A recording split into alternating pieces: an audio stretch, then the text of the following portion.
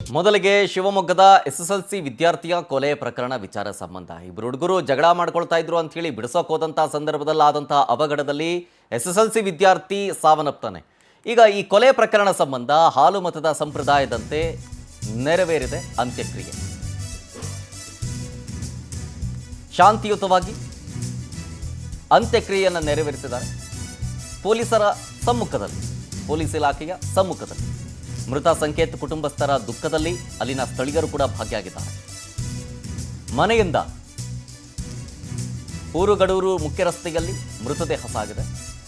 ಊರುಗಡೂರು ನಿವಾಸಿಗಳು, ಕುಟುಂಬಸ್ಥರು ಜೊತೆಗೆ ಮುಸಲ್ಮಾನ್ ಬಾಂಧವರು ಕೂಡ ಭಾಗಿಯಾಗಿದ್ದಾರೆ. ಊರಗಡೂರಿನಲ್ಲಿ ಎಸ್ಎಸ್ಎಲ್ಸಿ ವಿದ್ಯಾರ್ಥಿ 15 ವರ್ಷದ ಸಂಕೇತ್ ಎಂಬಾತ ಮೃತಪಟ್ಟಿದ್ದಾನೆ. ಅಂದರೆ ಅದು ಹತ್ಯೆ ಆಗಿದೆ. 3 ಜನ ಅಪ್ರಾಪ್ತರು ಈ ಕೃತ್ಯ ಎಸಗಿದ್ದಾರೆ ಅಂತ ಹೇಳಿ ಪೊಲೀಸರು ತಿಳಿಸಿರೋದು ಈಗ ಪ್ರಾಥಮಿಕ ಹಂತದಲ್ಲಿ. ಶಾಲೆಯಲ್ಲಿ ಏನೋ ಸ್ಪೆಷಲ್ ಕ್ಲಾಸ್ ಇತ್ತಂತೆ, ಮುಗಿಸ್ಕೊಂಡು ವಾಪಸ್ ಮನೆಗೆ ಹೋಗಬೇಕಾದ್ರೆ ಈ ಘಟನೆ ಆಗಿದೆ. ಸಂಕೇತ್ನ ಸ್ನೇಹಿತನ ಜೊತೆಗೆ 3 ಜನ ಅಪ್ರಾಪ್ತರು ಜಗಳ ಆಡ್ತಾ ಇದ್ರು. ಜಗಳ ಬಿಡಿಸೋದಕ್ಕೆ ಹೋದಂಥ ಸಂದರ್ಭದಲ್ಲಿ ಸಂಕೇತ್ನ ಎದೆಗೇನೋ ಗುದ್ದಿದ್ದಾರಂತೆ. ಸ್ಥಳದಲ್ಲೇ ಕುಸಿದು ಬಿದ್ದಿದ್ದಾನೆ ಆ ಯುವಕ. ಕೂಡಲೇ ಮೆಗಾನ್ ಆಸ್ಪತ್ರೆಗೂ ಕರ್ಕೊಂಡು ಬರಲಾಗಿದೆ. ಆದರೆ ಅಷ್ಟೊತ್ತಿಗಾಗಲೇ ಸಂಕೇತ್ ಮೃತಪಟ್ಟಿದ್ದಂತೆ. ಇದಾದ ನಂತರ ಸ್ಥಳದಲ್ಲಿ ಬಿಗುವಿನ ವಾತಾವರಣವೂ ನಿರ್ಮಾಣ ಆಗಿತ್ತು. ಜಿಲ್ಲಾ ರಕ್ಷಣಾಧಿಕಾರಿ ನಿಖಿಲ್ ಬಿ ಮತ್ತು ಡಿವೈಎಸ್ಪಿ ಸಂಜೀವ್ ಕುಮಾರ್ ಅವರ ನೇತೃತ್ವದಲ್ಲಿ ಪೊಲೀಸರ ತಂಡ ಸ್ಥಳದಲ್ಲಿ ಬೀಡು ಬಿಟ್ಟಿದ್ದು. ಯಾವುದೇ ರೀತಿಯ ಅಹಿತಕರ ಘಟನೆ ನಡೆಯದಂತೆ ಮುನ್ನೆಚ್ಚರಿಕಾ ಕ್ರಮವನ್ನು ತೆಗೆದುಕೊಂಡಿದ್ದರು. ಅದರ ಭಾಗವಾಗಿಯೇ ಶಾಂತಿಯುತವಾಗಿಯೇ ಅಂತಿಮ ಯಾತ್ರೆ, ಅಂದರೆ ಕುಟುಂಬಸ್ಥರು ಭಾಗಿಯಾಗಿದ್ದಾರೆ ಈ ಯುವಕನ ಅಂತ್ಯ ಸಂಸ್ಕಾರದಲ್ಲಿ ಅಥವಾ ಅಂತ್ಯಕ್ರಿಯೆಯಲ್ಲಿ. ಅಲ್ಲಿನ ಸ್ಥಳೀಯರು ಕೂಡ ಭಾಗಿಯಾಗಿದ್ದಾರೆ. ಮುಸಲ್ಮಾನ್ ಬಾಂಧವರು ಕೂಡ ಭಾಗಿಯಾಗಿದ್ದಾರೆ. ತಪ್ಪು ಯಾರೇ ಮಾಡಿದರೂ ತಪ್ಪು ತಪ್ಪೇ, ಅವರನ್ನು ಅರೆಸ್ಟ್ ಮಾಡಬೇಕು, ಕಾನೂನುಬದ್ಧವಾಗಿ ಶಿಕ್ಷೆ ಆಗಬೇಕು ಅಂತ ಅವರು ಕೂಡ ಆಗ್ರಹಿಸ್ತಾ ಇದ್ದಾರೆ. ಶಾಂತಿಯುತವಾಗಿ ಅಂತ್ಯಕ್ರಿಯೆ ಸದ್ಯ ನೆರವೇರಿದೆ ಹಾಲು ಮತದ ಸಂಪ್ರದಾಯದಂತೆ. ಇದರ ಜೊತೆಗೆ ಕುಟುಂಬಸ್ಥರ ಆಕ್ರಂದನವೂ ಮುಗಿದಿದೆ.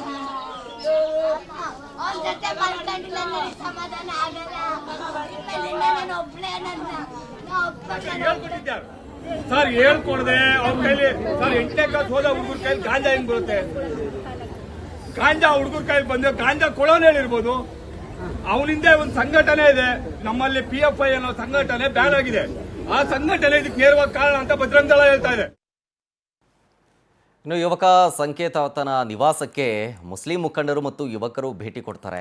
ಸಂಕೇತ್ ಕುಟುಂಬಸ್ಥರಿಗೆ ಸಾಂತ್ವನವನ್ನು ಹೇಳ್ತಾರೆ ಮುಸ್ಲಿಂ ಮುಖಂಡರು. ಸಂಕೇತ್ ನಮ್ಮ ಮಗ ಇದ್ದಂತೆ, ಆರೋಪಿಗಳಿಗೆ ಕಠಿಣ ಶಿಕ್ಷೆ ಆಗಲಿ, ತಪ್ಪು ಯಾರೇ ಮಾಡಿದರೂ ಅದು ತಪ್ಪೇ, ಹೀಗಂತ ಮುಸ್ಲಿಂ ಮುಖಂಡರು ಹೇಳ್ತಾ ಇದ್ದಾರೆ. ಯಾಕೆಂದರೆ ಅದು ಬೇರೆ ರೀತಿಯಾಗಿ ಟರ್ನ್ ಆಗ್ತಾ ಇತ್ತು ಈ ಒಂದು ಘಟನೆ.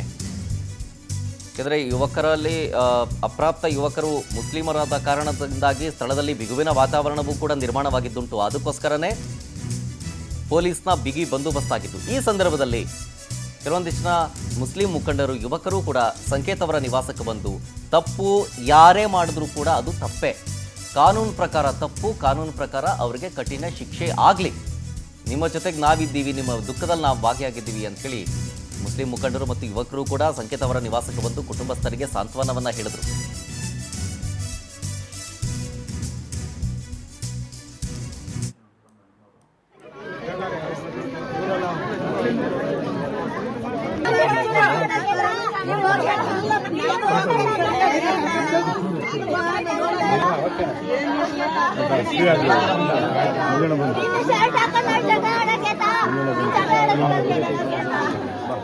ಅಲ್ಲಿ ನವೀನ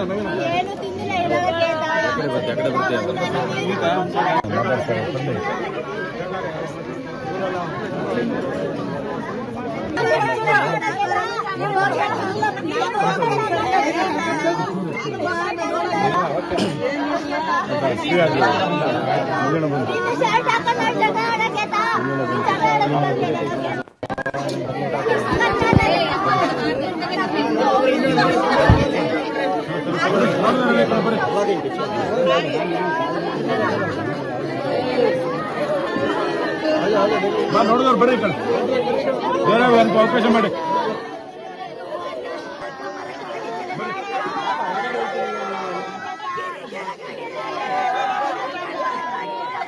ಡೀಟೇಲ್ಸ್ ಕೊಡ್ತಾರೆ ಇನ್ನಷ್ಟು ನಮ್ಮ ಪ್ರತಿನಿಧಿ ಮೋಹನ್ ಕೃಷ್ಣ ಫೋನ್ ಸಂಪರ್ಕದಲ್ಲಿ. ಮೋಹನ್ ಕೃಷ್ಣ, ಇದು ಯಾವ ಹಂತಕ್ಕೆ ಹೋಗಿತ್ತು ಅಂತಂದರೆ ಅಲ್ಲಿ ಬಿಗುವಿನ ವಾತಾವರಣ ನಿರ್ಮಾಣ ಆಗೋ ಮಟ್ಟಕ್ಕಿತ್ತು. ಯಾಕೆಂದರೆ ಒಂದು ಕಡೆ ಅಪ್ರಾಪ್ತರು, ಮತ್ತೊಂದು ಕಡೆ ಮುಸ್ಲಿಮರು ಅನ್ನೋ ಕಾರಣಕ್ಕೆ ಬಿಗುವಿನ ವಾತಾವರಣ ನಿರ್ಮಾಣ ಆಗುತ್ತೆ ಅನ್ನೋ ಕಾರಣಕ್ಕೆ ಪೊಲೀಸರ ಬಿಗಿ ಬಂದೋಬಸ್ತ್ ಕೂಡ ಇತ್ತು.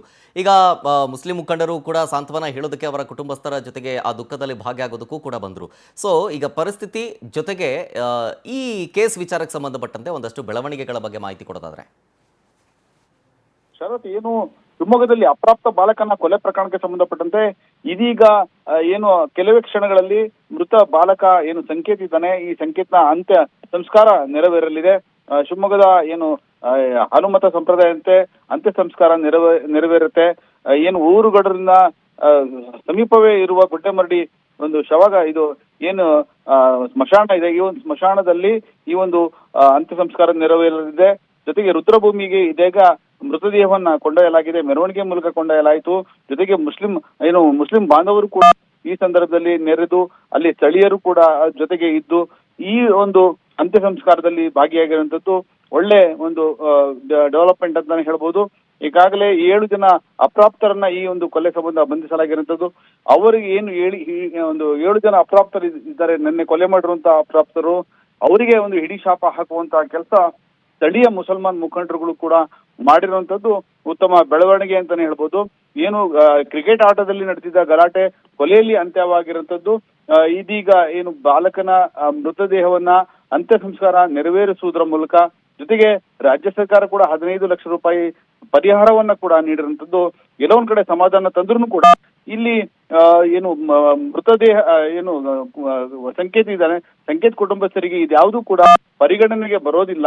ಯಾಕಂತ ಹೇಳಿದ್ರೆ ಒಂದು ಕುಟುಂಬದ ಕುಡಿ ಒಂದು ಅಗಲಿರುವಂತದ್ದು ನೋವು, ಒಂದು ದುಗುಡ ಇವೆಲ್ಲವೂ ಕೂಡ ಇರುತ್ತೆ. ಇದೀಗ ಶಿವಮೊಗ್ಗದಲ್ಲಿ ಯಾವುದೇ ಅಹಿತಕರ ಘಟನೆಗಳು ನಡೆಯದಂತೆ ನಗರದಾದ್ಯಂತ ಪೊಲೀಸ್ ಭದ್ರತೆ ಹೆಚ್ಚಿಸಲಾಗಿರುವಂತದ್ದು. ಒಂದ್ ಕಡೆ ಮಾರಿಕಾಂಬೆ ಜಾತ್ರೆ ಕೂಡ ನಡೀತಾ ಇರುವಂತದ್ದು. ಈಗ ಶಾಂತಿ ಕಾಪಾಡಲು ಸಾರ್ವಜನಿಕರು ಸಹಕರಿಸುವಂತೆ ಪೊಲೀಸ್ ಇಲಾಖೆ ಮನವಿ ಮಾಡಿದೆ. ಸಾಮಾಜಿಕ ಜಾಲತಾಣಗಳಲ್ಲಿ ಹರಡುವ ವದಂತಿಗಳಿಗೆ ಯಾರು ಕೂಡ ಕಿವಿಗೊಡಬಾರದು ಎಂಬ ಕಟ್ಟುನಿಟ್ಟಿನ ಆದೇಶವನ್ನು ಕೂಡ ಜಿಲ್ಲಾಡಳಿತ ನೀಡಿರುವಂತದ್ದು. Sharath. Okay, thank you Mohan Krishna ಡೀಟೇಲ್ಸ್ಗಾಗಿ.